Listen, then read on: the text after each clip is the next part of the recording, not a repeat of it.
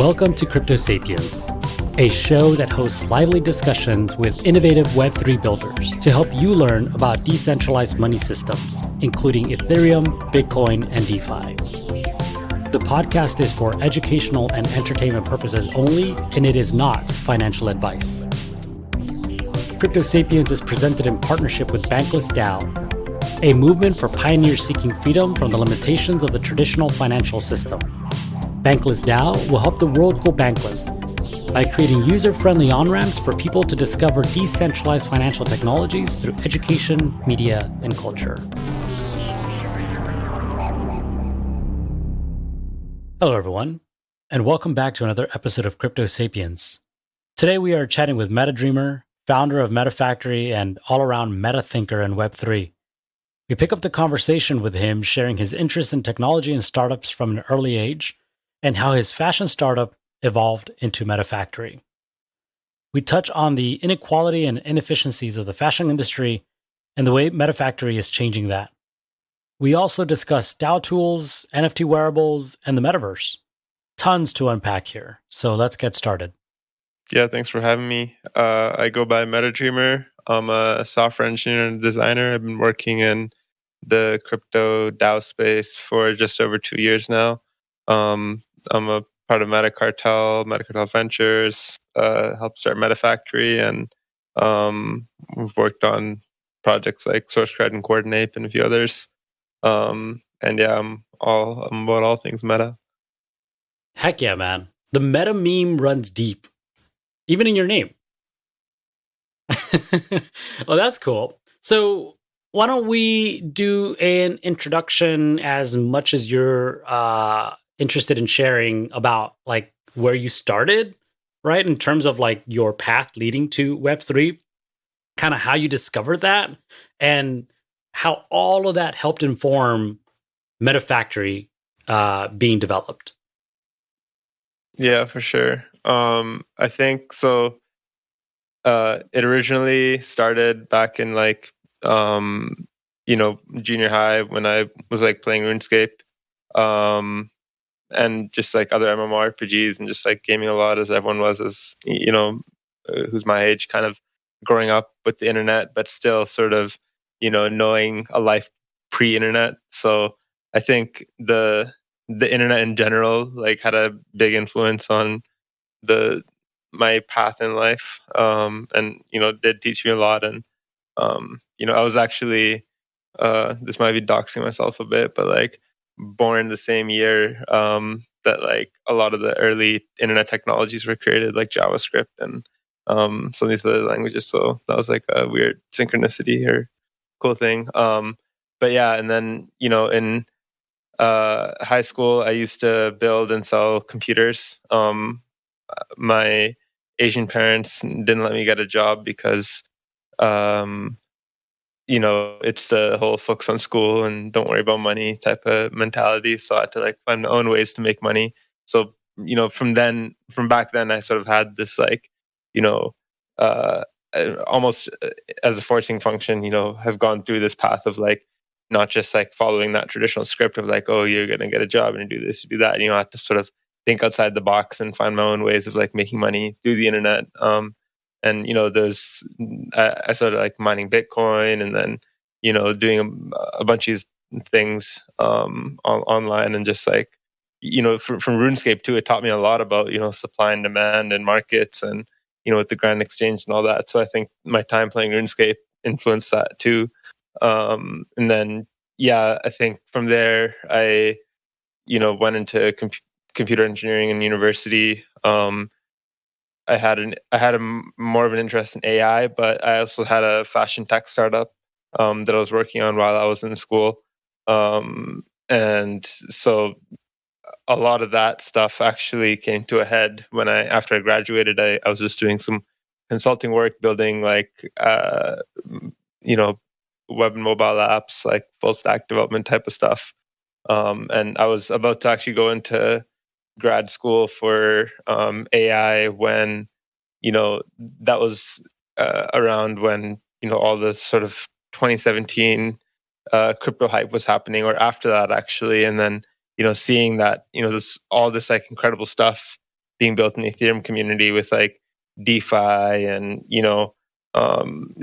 this is like 2019ish, late 2018, early 2019, like deep bear market.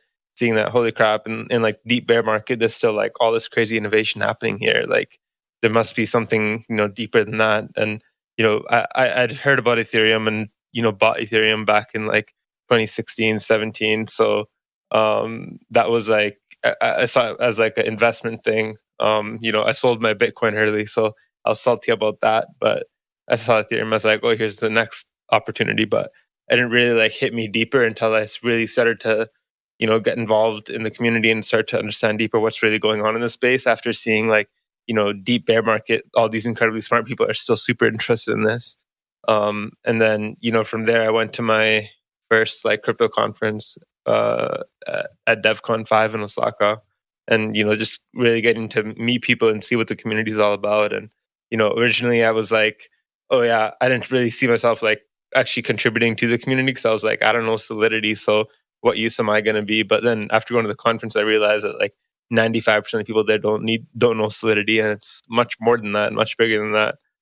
So that was really promising. And then after that, I joined Metagame and Metacartel. And then there was a branding. The way I actually joined Metacartel was they posted a branding competition for Swag DAO back in like 2019. And then Swag DAO, essentially, that's where I came up with the brand for Metafactory, and started working on Metafactory since then.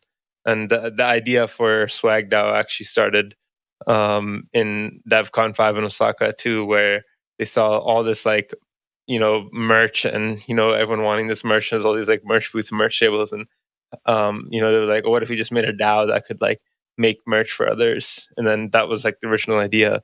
But then it evolved into like, much deeper than that with like, holy crap, we can actually change a lot of systemic issues like supply chain and fashion production and, coordinating people and creativity and things like that.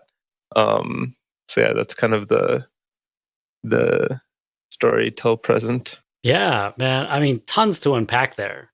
So the fashion tech startup that you were building while at college, did you have any idea of like these crypto rails at that time, or was it completely like built on Web 2? Yeah, so all that stuff was like super Web 2, and it was interesting because like what's happening now with NFTs is what we were like trying to get at back then, but not really like closing the gap, just because like there's a unique property with NFTs that in terms of the interoperability and sort of global recognition of like all this art and creativity being on one common medium, which is the Ethereum blockchain. It was really about recognizing the cultural impact of fashion and wanting to like shift it from something that's like, unidirectional consumer behavior, which is like, oh, big brands, make products and then advertise to us, and consumers just like buy those products because they see things that like make them feel bad and, make them want to buy stuff, versus feeling more of like a connection and being engaged with a brand or, creators they like, and, having like blurring the lines between like producer and consumer. And, you start to see that actually take form in like Web 2 still over social media, where the meta has shifted from like, just like content creators or like YouTubers, for example, which was like, I'd say like the 2010 to 2018 like era meta, to now it's like way more about, influencers who like make a genuine, or not a genuine, but like seemingly genuine connection with their fans. It's usually one-sided.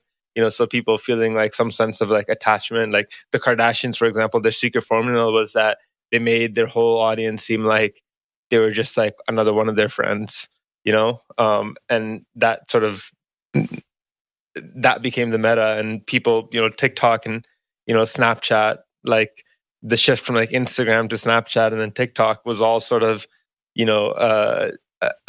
like a step towards like wanting more realness. Realness was essentially like the currency of the future, but with with Web 2 stuff, it's like it's still sort of like really fake, because like a single person at the center with like millions of followers, it's like a very one-sided thing where a person can only build like a certain level of relationship with so many people, and at a certain point it just becomes kind of shallow. And then Web 3 is like really shifting that, because it's like it's really making things genuine, where people are coordinating online, like starting to like work on stuff together, like build projects together, being fully anon people, and through the lens or through the like utility of cryptocurrency, and being able to like enter into agreements together and execute and make things happen together, instead of just sharing information online. They can now share like value and ownership online. That has like taken a big leap forward towards that sort of realness being the currency of the future. So yeah, I think it kind of just like evolved from there. And I think when I saw the thing for Swag DAO, I was like interested in crypto. I was like a software engineer, and then also interested in fashion side. And I was like, well, hey, that's like the center of all the Venn diagrams that I'm interested in. So it makes sense. Yeah, that's pretty rad, man. So let's talk a little bit about that realness that you just mentioned, right? So the realness in Web 2, right? You were saying that there's like these central parties that are the ones that are extracting all the value, and everyone else is just kind of like facilitating that. Whereas in Web 3, it's maybe a little more distributed. Can you talk about like how that distribution of value works at Metafactory, both in terms of maybe the products that are created, but also the people that are working on Metafactory? Yeah, so I think like one of the things we've learned in the process of building Metafactory is throughout Web 2 world, but especially in the fashion industry, like the people that create the value are not really the people who have the upside, like the pattern makers and the designers. And a lot of them, they might just be being like paid some sort of minimal wage at this like big corporation. And like Zara or other sort of fast fashion brands, or like big legacy fashion brands, all the value sort of accrues to the investors and the sort of entrenched owners or leaders of those organizations. But the value generated is actually coming mostly from the people doing the work. And then also, especially in fashion, like the sort of popularity of any given brand is actually determined by the people who like choose to wear and represent that brand, and like sort of be evangelists of it. And and that almost becomes forced now, because people have to pay influencers to like pretend to be genuine, that like, oh, this is a product I'm representing, but it's more so an advertising thing. So that realness is gone in that dimension. But in Metafactory, we were trying to shift that, where like let's kind of starting from first principles, like forget about who owns what or who invests in what. Let's start with like, where's the value being created? Let's figure out ways to like measure that, and then flow back ownership and resources to those people who are creating the value. And it's this sort of fundamental shift in the way we're thinking about value distribution. And this is the type of shift that's not really possible for the legacy Web 2 world to do. And I think this is like a key thing, because a lot of people in Web 3, they're focused on just taking a concept or something that works in Web 2 and just like putting like slapping Web 3 on it, and then calling it a day, which is fine. But the real interesting stuff comes when you look at what things can you do now in Web 3 that were like impossible to do back in Web 2. So in Metafactory now, we can actually distribute ownership in the form of our governance token to everyone who contributes to Metafactory, whether it's in like design work, fashion production work, like operational help, content creation, community writing, like Bankless. I'm sure you guys are familiar, all the different like type of working groups you have, figuring out how do those people generate value, how much value is generated, have like a peer-to-peer way of determining that, and then doing like regular retroactive token distributions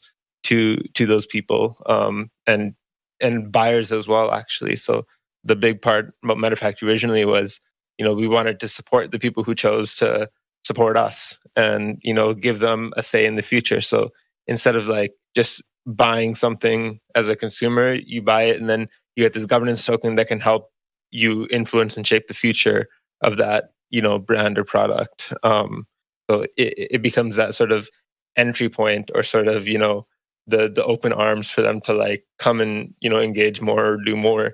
And in addition to that, there's they get access to DAO, they get access to all these virtual worlds, like all these other opportunities. Like, so much of what we do is like an experiential product more than it is the actual clothes we're making, right?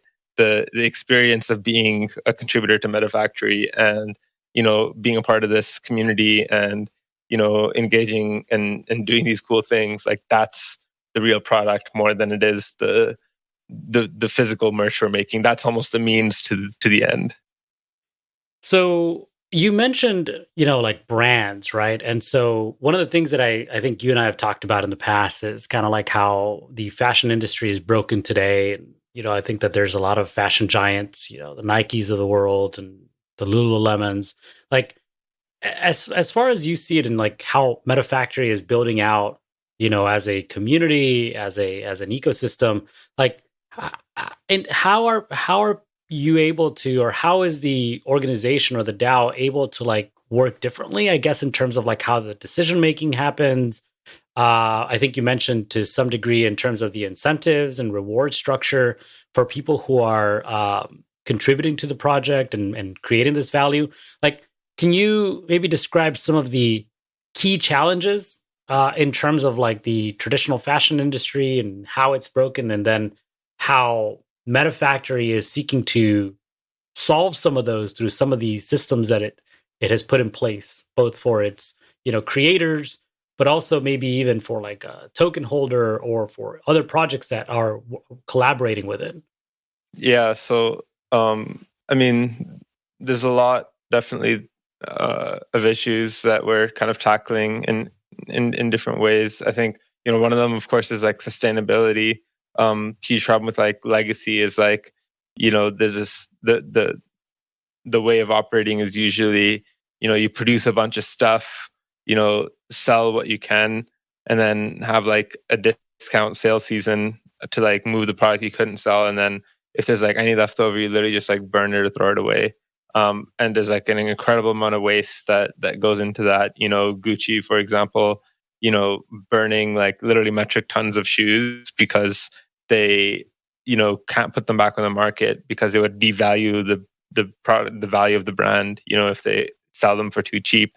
So they're actually forced to just burn them, which is crazy how much went into first creating them, and then it just all goes to waste. And the interesting thing about Metafactory is we started right at the exact same time as like COVID started. So we were operating and figuring out how to like create this like decentralized like fashion supply chain in the sort of constraint of like COVID supply chain issues and kind of physical production of things being like slowed down. So that was a blessing in disguise, because it was a forcing function to help us figure out what's the most the like decentralized way of making that happen. Because if you think about decentralization, the whole purpose of it is anti-fragility, or not having some central point of failure, central point of abuse or control. So that's the problem with like legacy supply chain, is like in this push for like mass globalization, mass expansion of the economy.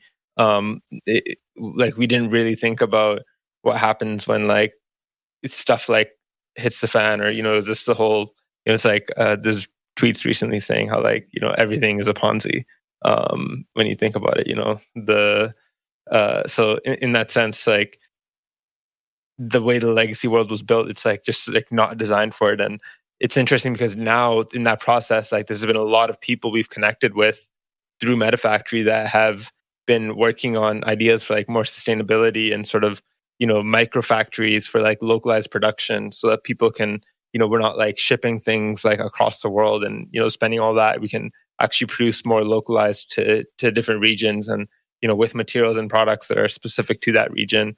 And, not have like, and have the sort of connectivity of the organization be emergent from like the sum of all the individual agents acting inside of it, rather than coming from some like central point of control, which then is like, either like acquiring or sort of having top-down command of all the different, aspects of this like network.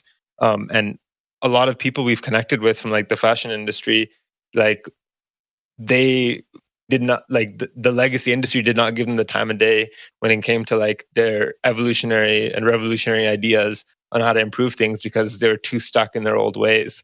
And so it's interesting because Metafactory was able to like connect with them and work with them and, give them support in a way that the legacy industry couldn't. And, we were ready to like, give them like ownership of Metafactory and have them like execute on their vision and their products, which they wanted to do anyways.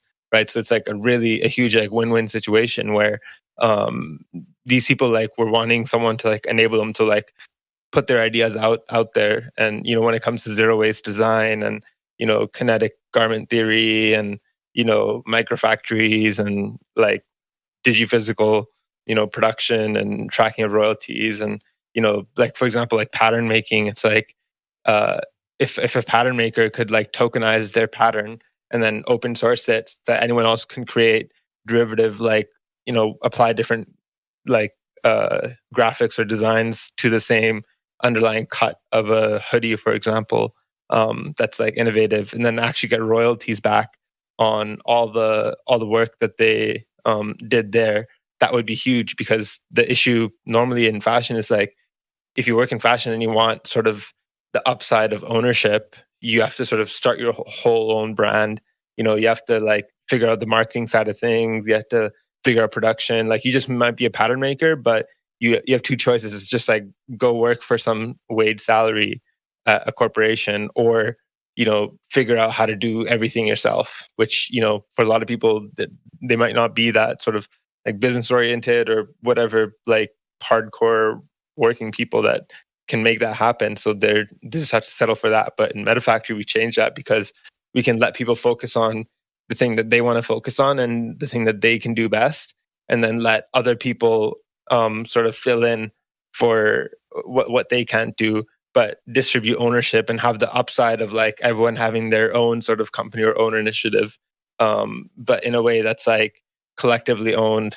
So you get the best of both worlds. And with the DAOs that we work with, it's the same thing where usually if they wanted to produce merch, they would either like have to figure out how to do it themselves or pay someone a lot of money to do it.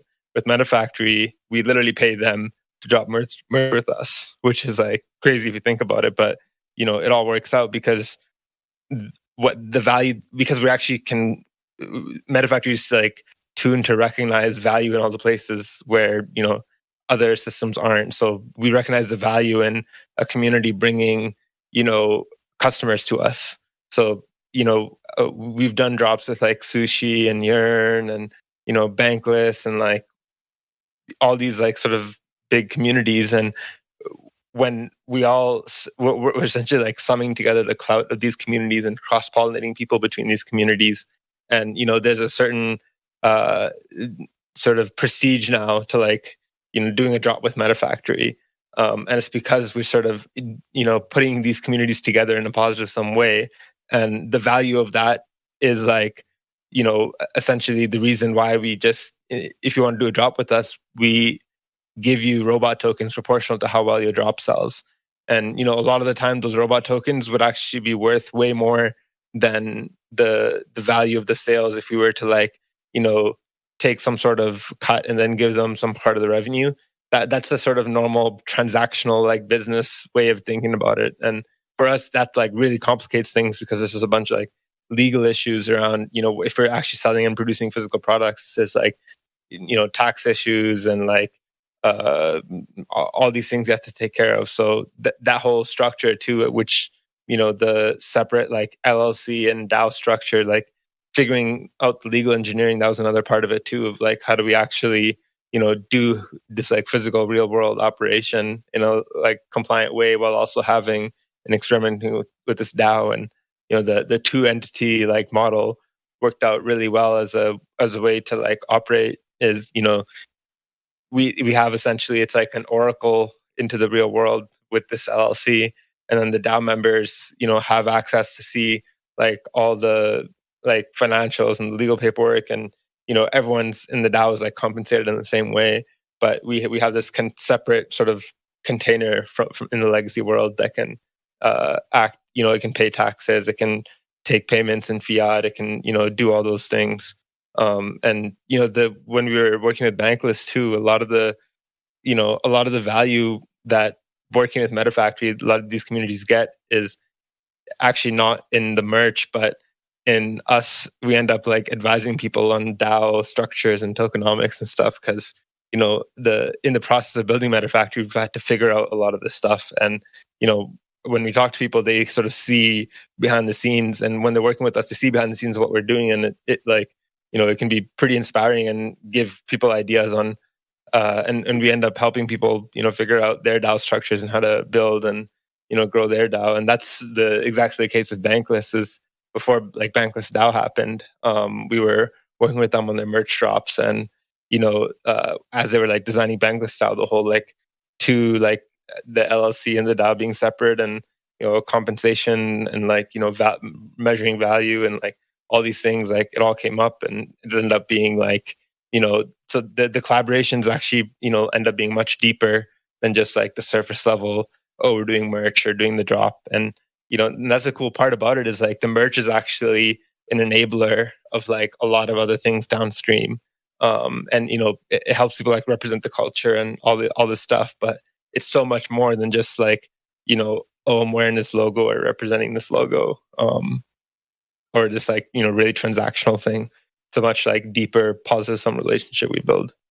Yeah, I think the one thing that keeps ringing in my head as you describe this so elegantly is it's an ecosystem, right? But it goes beyond maybe some of the expected things from this platform, from this product, which is merchandise and fashion, partnerships. It sounds like there's also like a certain experiential treatment or opportunities for projects that want to collaborate in creating more robust, if you will, systems for onboarding and rewarding individuals, like you said, in terms of tokenomics and DAO structure. I think a lot of really big challenges, right? Because especially I think 2021 saw a explosion of DAOs. Like every couple of days there was, or if not every day, there was several DAOs being launched. And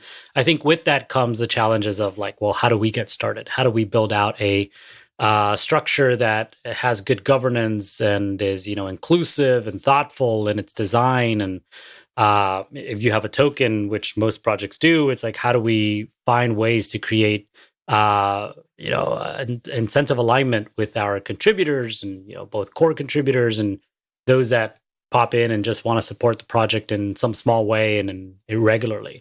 So that's actually really interesting and really something I didn't know that Metafactory was doing, I guess, because it happens behind the scenes with the people that they're connecting with and speaking to. So yeah, and it's interesting too, because I think I just had a conversation sometime this week with someone where we were talking about like how the DAO space, while really incredible to watch, grow and mature, the one thing that I feel that is a challenge is, it's a very inefficient space for many reasons, but one of them is I think that DAOs tend to solve the same issue over and over. There are no standards. There is no way to kind of learn from other DAOs and how they operate, and to be able to create something that maybe is a good baseline for projects to start with, and then as the project grows, iterating based on their own communities, their own needs, So yeah, I mean, it's really cool to watch or cool to hear, I guess, that Metafactory does something, even though it's maybe not so. Maybe you don't mention it that way, as in terms of like these are standards that could work for everyone, but really as an ad hoc, like as needed, someone comes in, establish a relationship with the project, and there's a potential learning opportunity for everyone. Yeah, for sure. I think like we're so early in this. Like it's the like one of our members said, we're like in like the first inning of like a 4-game season, or I don't know what he said exactly, something like that. So this is like it's much bigger than even what any one of us will be able to do in a lifetime. So in that sense, it's like there's this like I think most of the biggest hurdle with DAOs is not going to be like the practice or like the tooling or like what we're building or any of that. It's like it's actually more about unlearning a lot of the legacy concepts and ways of thinking and mentalities and trauma we have. Like I've seen it time and time again where the biggest barrier for people to like sort of achieve the most that they want to achieve and sort of have fulfillment and happiness is not actually a lot of people in crypto, it's like they're so focused on the compensation or the incentives. It's like, oh, people aren't doing this because they're just not incentivized enough to do it, when that can be the case a lot of the times. But what we've noticed is like so much more about people having the confidence to even believe that they can do it. Like in the legacy world, people are just so used to being like taken advantage of and being undervalued that it's like it's put them into this like fearful state of like not wanting to take leadership or ownership or having this level of like imposter syndrome and not like having this like fear of like committing or engaging, because they know like usually anytime in the legacy world, like you're engaging with a certain organization or corporation because of something they say, it's usually to their benefit but not your benefit. So there's this like unlearning process like that needs to happen for people to then evolve and like realize that there can be this like actual positive some ways of working. And with Metafactory, like where from day one, it's not really been about like, oh, we're gonna create some standards or like protocols to like tell people how they should run their DAOs. It's more so we're gonna like take the technology that's here that we have at our hands and apply it to the real world to try to make something happen that's like genuinely valuable. Like we want to have an actual product and be doing real productive things. And then from that process, whatever we do to come up with that, like that's the sort of like path we tread. We're sort of it's like the beaten path, I guess. And then we can go back and see in what we've created in the process of trying to do what we're trying to do, like what things have we created or what practice have we had, and just share those out with others. And then if they resonate with others, like it's essentially pattern matching. You start to see like everyone sort of having these divergent experiments, and then you talk with others and then you pattern match and see like what are the synchronicities or the repeating fractals across different organizations. And then you look at those and then you build tooling around that. And it's as much, and this is the whole like meta thing, is like it's not really about any specific tool, but the meta layer of like how we're using those tools and how we're making those tools work with each other better. And the like, and this is coming more so this year. We're getting into like we've talked about digiphysical and NFT wearables and stuff, and the whole process of figuring that out. It was like it would have been really easy for us to just be like, oh, here's the best way we think it should be done, and then we want everyone to adopt it, and then have the like get a bunch of VCs to invest, and then get them to like use their influence to like push adoption of our standard against all others and sort of take that route. But for us, we really wanted to connect deeply with the people who have been thinking about these problems and understanding them and working in this space with the VR community, particularly the Japanese VR community, they're way ahead of the game in terms of actually understanding what it takes to have like an interoperable metaverse. And learning from them, like what are the real issues in terms of like avatar formats and rigging characters with like wearables, and cross-world interoperability of like 3D files, and all these things that like a lot of people don't really go to that effort to like learn from what's already out there. And that's the thing, is like with crypto, we're not really doing anything new. We just have new tools in our tool belt to attack the same problems that have existed for like centuries and that people have been trying to solve for a very long time. So in that sense, it's like it's imperative for us to like bring in those people who we can like learn from, and like empower them with these tools, and use these tools to like actually not just do crypto stuff for the sake of crypto stuff, but actually start to apply this stuff for things we say it's good for. And instead of trying to get everyone to become a crypto person and learn how the stuff works and like learn about the intricacies of like gas fees and blockchain, which that's not really relevant. We have to start thinking a level higher, where okay, how can we empower them with these tools now to like accomplish what they want to accomplish, and whether it's like artists or creators or designers or 3D world builders, like as much as they don't expect us to know how to like design stuff or be creative, like crypto people shouldn't expect them to like have like deep knowledge or understanding of blockchain.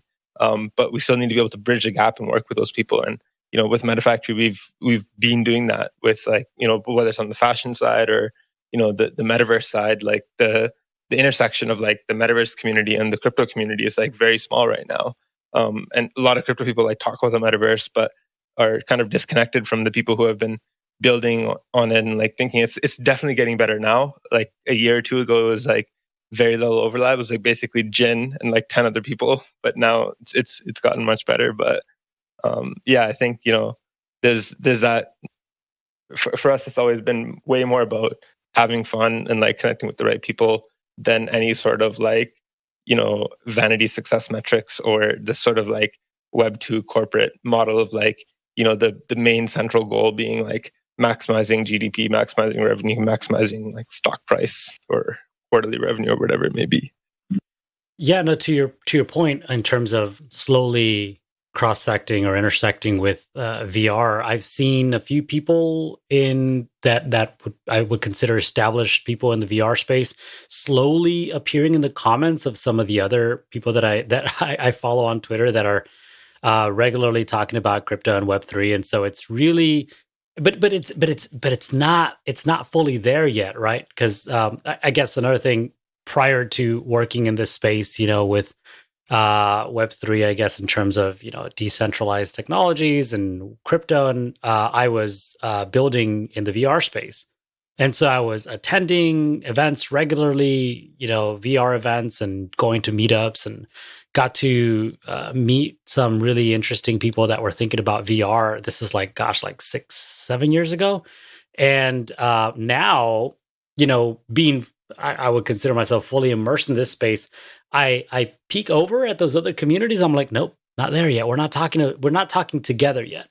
So it's great to, I guess, hear your perspective too, in that the vision, both in terms of not just the opportunity that there is to work with these folks who have been building out this space for years, but also maybe to some degree a temperature check as to where we are at currently in terms of potential collab and even discussions, amongst the two different communities. Yeah, for sure. It's like, I think, there's obviously like this huge like negative effect too with like all the recent NFT hype, which, it has like the double-edged sword, which like, it gets a lot of attention, and, you could say no press is bad press, but at the same time, it does like turn people off from the technology as a whole, and kind of like stifles innovation, because like VR chat, for example, recently like banned anything relating to like NFTs or crypto. One of the creators in our community, he had a showcase in virtual market, which is like the world's biggest like VR event that happens every year. And he wasn't even selling NFTs or anything. It's just that he had in his booth, he had a link to his website, and then on his website, he happened to be like he had NFTs that he sold, and his booth got banned just for that. Oh my gosh, they were digging. Yeah. So it's and it makes sense that they're doing that because they're trying to like be extra cautious and like just seeing the backlash from the the gamer community especially against NFTs and misinformation about its environmental impact and things like that. But a lot of justified hate, I think, in terms of today's NFTs just being really like low effort cash grabs, and people just sort of hyper focusing on this one use case of like PFPs, and like PFPs is even like a subset of niche of use cases. This just the idea that like NFTs are about some sort of this is a piece of like a picture or some video or something like attached to some representation on chain, and that's what an NFT is about. It's like even that is like so limiting because like if you think about it, like 99.9% of everything in the world is like non-fungible. Every experience you have, every relationship you have, every moment in time is non-fungible. So there's so much more to do there than just like use NFTs to represent some sort of image or art. But because that makes money, and because people have convinced other people, like, and that's the thing is like NFTs are genuinely like game-changing technology, but people are able to use that against others because people who might not understand it might think like the extent of this game-changingness is like just in this picture stuff. So the people tunnel vision on that one use case and then milk it to no end until like it has all these like negative side effects. And so I do think there's like justified in that, and because it limits people from seeing what they're actually supposed to be about, which is something much deeper and more like interactive and dynamic and functional and necessary than purely just like tokenized art. Yeah, I mean, I feel like we can keep going, but I think the last time we talked about identity, and I think actually we both operate in that space, so it's always a very interesting discussion to have. But the one thing that I'm going to ask before we run out of time is Mycelium. I know you're one of those proponents that thinks about Mycelium and its, I guess the things that we can learn from that organism, as in terms of how we can develop these organisms that are DAOs. So can you kind of maybe briefly touch on like just generally the parallels and some of the things that you've found in your research in terms of how DAOs can learn from these from this other organism?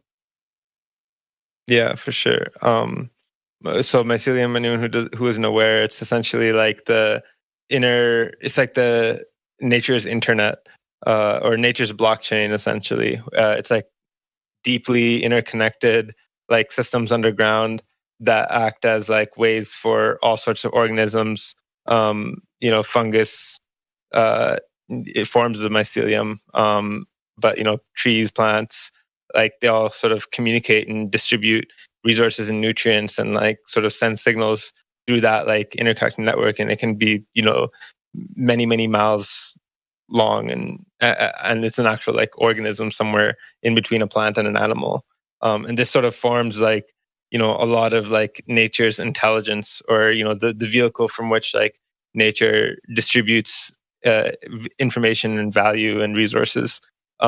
So blockchain in a lot of ways is like also this like information and value like internet, and the internet itself, like the structure of it is very much like mycelium. And it's interesting because like mycelium, it's like really tiny, and it can have like billions of like sensors essentially in just like a handful of dirt. But the same sort of patterns and fractals, you see them in a macro scale too, like with the way like tree branches structure. It's the whole like like golden ratio or Fibonacci sequence that's like repeated in nature, and the same sort of patterns of like our brain actually are neural pathways, and the internet actually takes a similar structure as well. So you realize that the humans, we have this like certain ego that like we think that we're sort of like peak intelligence, and everything we do is the best. But a lot of the best sort of design actually gets inspired by nature and this sort of like biomimetic form of thinking or designing, where nature's been along and sort of designing and coordinating all these really complex systems that keep everything in perfect balance for a very, very long time.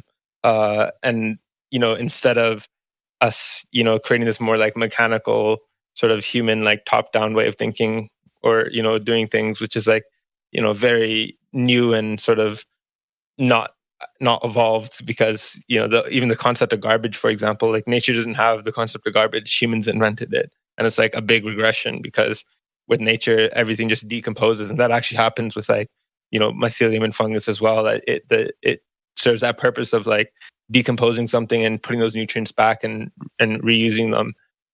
So I think in the same way, DAOs, like it's going to be about changing how we structure our organizations from these sort of robotic, mechanical, top-down command and control type structures to, again, another fractal of that same like network structure that's in mycelium in our brains and everywhere throughout nature.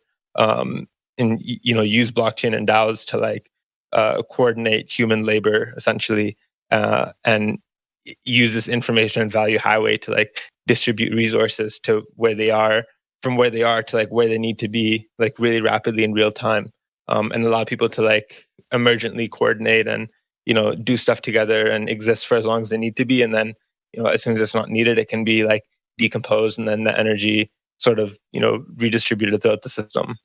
So it's really about figuring out this like biomimetic way of thinking and redesigning our organizations and society from a bottom up way. And the complexity of these systems like should not come from some sort of top down decision making, but more so emergent out of like the micro interactions that happen. And sort of that's how nature and mycelium operate, is like from the tiny little interactions of like atoms and molecules and like the mitochondria in the cell, like all those like kind of building blocks are composed, and then the resulting system is actually like emergent from that complexity rather than designed by those like individual sort of things. So there's like this underlying sort of root coordination that's happening, and it's more so about like tuning into that signal of coordination than it is about us sort of enacting our own the way we think it should be coordinated and sort of projecting that into nature. And that sort of like idea of like root coordination is I think that people in a lot of religions, that's essentially God, right? So that's really what it goes back to, is like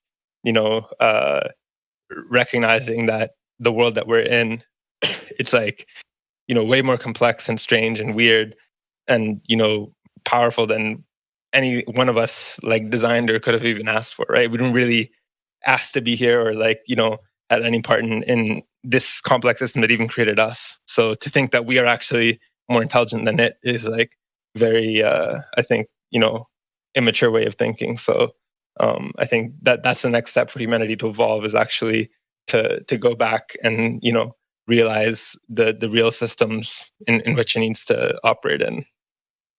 And that's a wrap. I truly hope you've enjoyed this conversation. If you'd like to learn more about Metafactory, go to metafactory.ai and on Twitter at the Metafactory. Thanks for listening to Crypto Sapiens. Please give us a follow, like, and a 5-star review wherever you enjoy your podcasts, and stay tuned for our next discussion.